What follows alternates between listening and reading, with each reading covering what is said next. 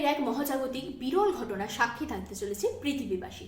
জানেন কি, আজ থেকে সেপ্টেম্বর মাসের মধ্যে আকাশে দেখা যাবে এক নতুন তারা, যা কিনা হবে ধ্রুব তারার মতো উজ্জ্বল। ভাবছেন নতুন তারা আবার কোথা থেকে এলো? আসলে সেই তারার মতো উজ্জ্বল বস্তুটি তারা নয়। মহাকাশ বিজ্ঞানীরা জানিয়েছেন মহাকাশে তারাদের মধ্যে ঘটতে চলেছে এক ভয়ানক বিস্ফোরণ, যার আলো ছড়িয়ে পড়বে রাতের আকাশে।